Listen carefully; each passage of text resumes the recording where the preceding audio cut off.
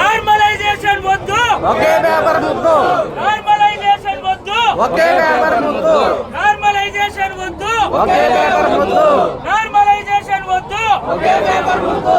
Normalisation వద్దు, ఒకే paper ముద్దు. Normalisation వద్దు, ఒకే పేపర్ ముద్దు. నార్మలైజేషన్ వద్దు. ఒకే పేపర్ ముద్దు.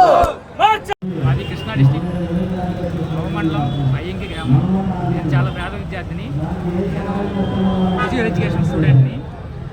అయితే మాకేంటంటే ఫిజికల్ ఎడ్యుకేషన్ స్టూడెంట్ అంటే కంపల్సరీగా ఫిజికల్ యాక్టివిటీస్ కంపల్సరీగా ఉండాలి.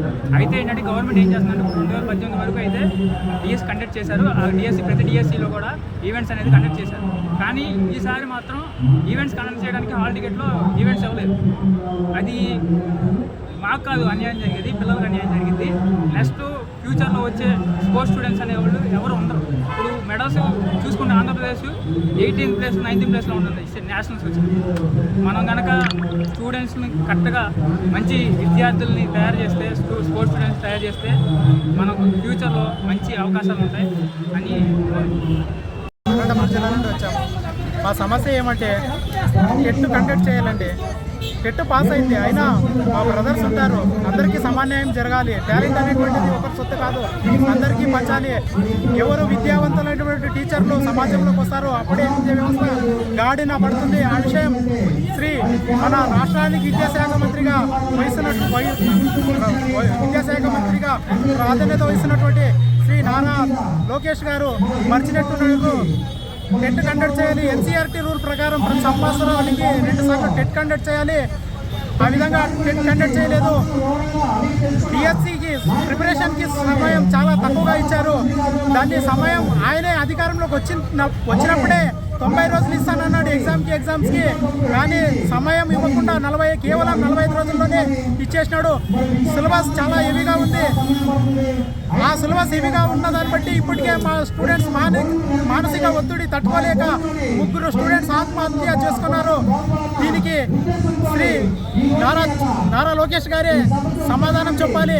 ఒక పార్టీ కార్యకర్త చనిపోతే వాళ్ళ కుటుంబాలకి పోయి పరామర్శించి ప్రభుత్వ ఉద్యోగాలు ఇస్తున్నటువంటి నేడు ఈ ప్రభుత్వాన్ని ఏమనాలో చాలామంది టీచర్స్ కోర్స్ చేసినటువంటి మేము న్యాయపరమైనటువంటి డిమాండ్లే అడుగుతున్నాము. నార్మలైజేషన్ వద్దు, ఒకే పేపర్ పెట్టాలని చెప్పేసి అడుగుతున్నాము. ఒక పేపర్ 2-3 సెషన్లో పెట్టడం వల్ల ఒక అభ్యర్థికి కష్టంగా రావచ్చు, మరొక అభ్యర్థికి సులభంగా రావచ్చు. ఈ విధంగా కష్టంగా వచ్చినటువంటి అభ్యర్థికి కష్టంగా వచ్చిందనేటువంటి పేరుతో గరిష్టంగా 10 మార్కులు చొప్పున కలిసేదానికి అవకాశం ఉంది. డిఎస్సి అనేటువంటిది చాలా కాంపిటీషన్. జిల్లాకు ఒక ఎగ్జామ్ నిర్వహించాల్సినటువంటి ప్రభుత్వ వైఫల్యం. కనిష్టం పక్క రాష్ట్రాల్లో ఉన్నటువంటి పరిస్థితిని కూడా గమనించలేకపోయినటువంటి ఈ విద్యాశాఖ మంత్రి గారిని ఏమన్నాలో మరి అర్థం కాదు. పాయింట్లో జాబ్ కోల్పోతున్నటువంటి మేధావులు మా అభ్యర్థులు మరి 10 సంవత్సరాలు 10 మార్కులు ఏ విధంగా కలుపుతున్నారో అర్థం కాలేదు. ఆయనకి మరి ప్రభుత్వంలో ఉన్నటువంటి అధికారులు ఏ విధంగా రిప్రజెంట్ ఇచ్చారో కూడా ఆయన కూడా పునరాలోచించుకోవాలి. అదేవిధంగా దీన్ని సరిచేసి మళ్ళీ రీనోటిఫికేషన్ ఇస్తారని మా ముఖంగా నిలబడినటువంటి బీసీఐ పార్టీ అధినేత అన్నగారికి ఎప్పుడు కూడా మా సపోర్ట్ ఉంటుందని చెప్పేసి మా నిరుద్యోగుల పక్షాన తెలియజేస్తున్నాం సార్. నుండి వచ్చామండి. మాది చివరి నుండి కర్ణాటక బార్డర్ సరిహద్దు నుండి వచ్చామండి. ఎంత దూరం నుండి. ఇప్పుడు ప్రభుత్వం నోటిఫికేషన్ ఇచ్చిందండి, సంతోషమే. కాకపోతే ప్రిపరేషన్కి సమయం కూడా ఇస్తే బాగుండు. ఎందుకంటే ఎన్సీఆర్టీ గైడ్లైన్స్ ప్రకారం జీవో 51 ఏం చెప్తుందంటే ప్రతి రాష్ట్రంలో కూడా 2 సార్లు టెట్ కండక్ట్ చేయాలి, 6 నెలలకు ఒకసారి. కానీ కొత్తగా ఫ్రెషర్స్ వచ్చారండి. 2023-25 బ్యాచ్ వారే దరిదాపు సుమారు 2 లక్షల మంది దాకా ఉంటారండి. వాళ్ళకు కూడా అవకాశం ఇవ్వాలి. వాళ్ళతో పాటు ఇప్పుడు 2018లో నోటిఫికేషన్ ఇచ్చారు. సుమారుగా 7 సంవత్సరాలు గడిచిపోయింది. కానీ 3 సార్లే టెట్ కండక్ట్ చేసేట్లు దాఖలాలు ఉన్నాయి మన ఆంధ్రప్రదేశ్ చరిత్రలో చూసుకుంటే. కానీ వయోపరిమితి అనేది కూడా పెంచాలి. ఏజ్ కూడా దాటిపోయింది. అందరికీ ఫ్రెషర్స్కి ఇవ్వాలి, ఒకవైపు ఏజ్ దాటినటువంటి వాళ్ళకి ఇవ్వాలి. రెండింటిని బ్యాలెన్స్ చేయాలి. టెట్ పెట్టాలి. సమయం ఎగ్జామ్కి మధ్యలో 90 రోజుల కాల పరిమితి కూడా ఉండాలి అని చెప్పేసి ప్రభుత్వానికి మేము డిమాండ్ చేస్తున్నాం సార్. నాకు అవకాశం ఉంది, కానీ అవకాశం కోల్పోయిన వాళ్ళు చాలా మంది ఉన్నారండి.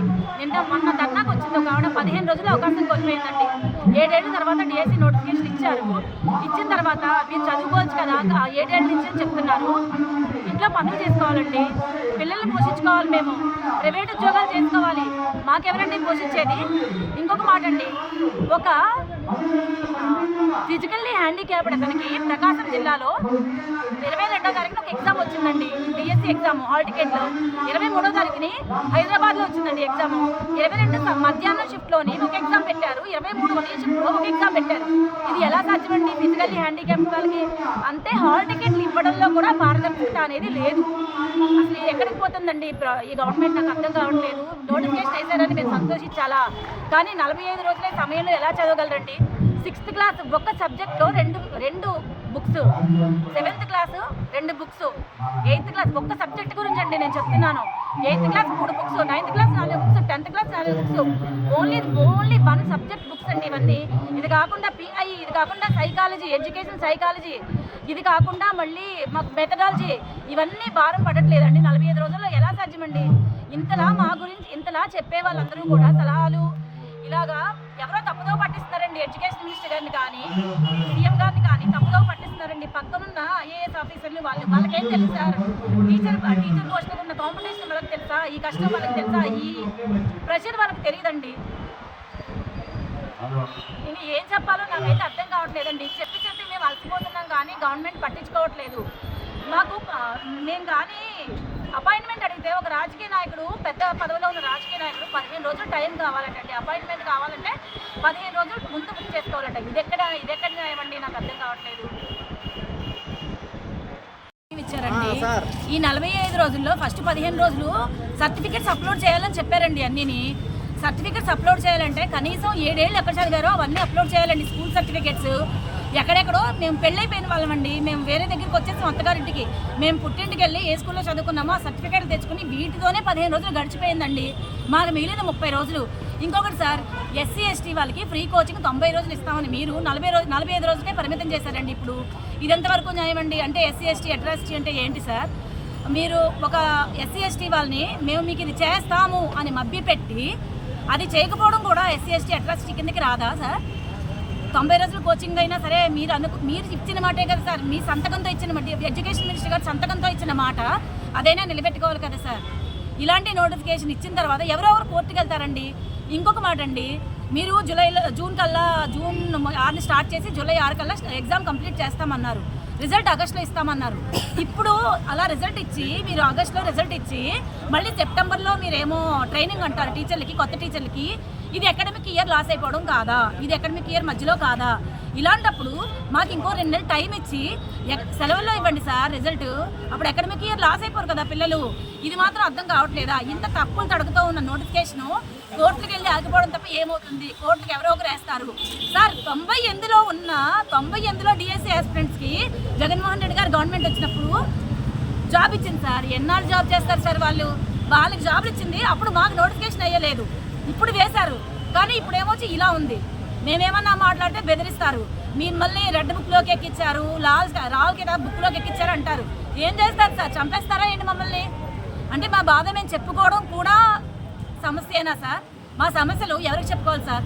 ఇంట్లో బిడ్డకి ఆకలేస్తుందని అమ్మనే అడుగుతాం సార్. మేము ఎవరిని అడుగుతాం సార్? మాకు ఇబ్బందిగా ఉందంటే డిఎస్సీ నోటిఫికేషన్ ఒక ఎడ్యుకేషన్ మినిస్టర్ గారిని అడుగుతాం. ఆ మినిస్టర్ అంటే తండ్రితో సమానం. అతని వయసులో మాకంటే చిన్న ఉండొచ్చు, అయినా సరే మాకు తండ్రితో సమానం. అలాంటి ఆయనతో చెప్పకుండా మేము ఎవరికి చెప్తాం? ఆయనే నోరు మెదపినప్పుడు మేము ఎవరికి చెప్పుకోవాలి? ఇదైనా మీకు అర్థమవుతుందో లేదో మాకు తెలియదు. మేమేమీ గవర్నమెంట్ వ్యతిరేకంగా మాట్లాడటం లేదండి. మా బాధ చెప్తున్నాం. ఇప్పటికైనా మీరు వింటారో వినరో అది మీ విజ్ఞతకే, మీ సంస్కారానికే వదిలేస్తున్నాం సార్.